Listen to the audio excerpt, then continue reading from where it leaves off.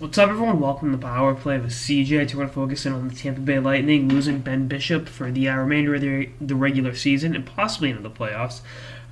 He's got a 924 save percentage and a 223 goals against average. He was amazing this season, and really was a big reason why the Tampa Bay Lightning were as successful as they were.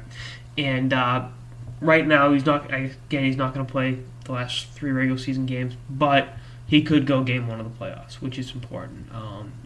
I realistically think game 2 is a more feasible thing just with the time to wrist injury.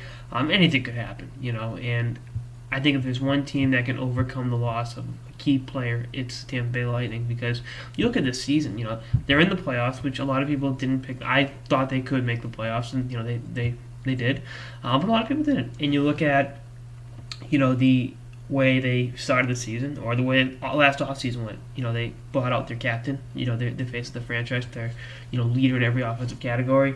They get off to a pretty good start. Their franchise player gets hurt and misses 3 months, and then he comes back, and their captain and their one of the most beloved players in franchise history forces his way out. So, and they're still they clinched a playoff spot.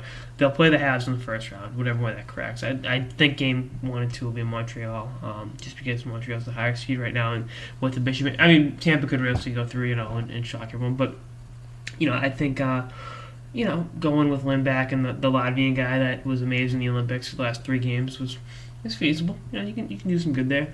Lindback goes game 1 of the playoffs. If he steals one in Montreal, great. If not, you got Bishop for game 2.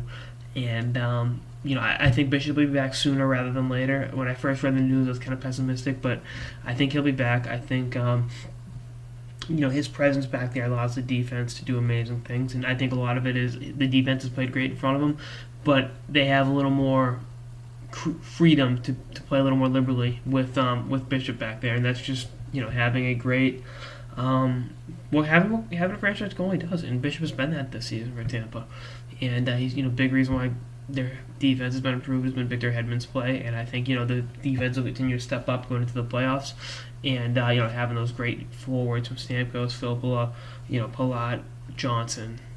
Even Callahan, guys like that have been phenomenal this season for them. So I'm not counting out Tampa Bay. I still think they have what it takes. I think if there's one team that could beat the Bruins or Penguins, it's them. I'm going to stand by that because I'm going to go on the premise Bishop will be healthy by the time those teams come around, and I think they will beat the Habs in the first round. Now, I've been wrong before, and God knows I'll be wrong again, but I like this team's chances, and with Bishop, if he comes back sooner rather than later, it's a legitimate contender in the East. We'll see what happens, but they're I like it. They got good chemistry, and they got good players on the team, plain and simple, so it's a good mix.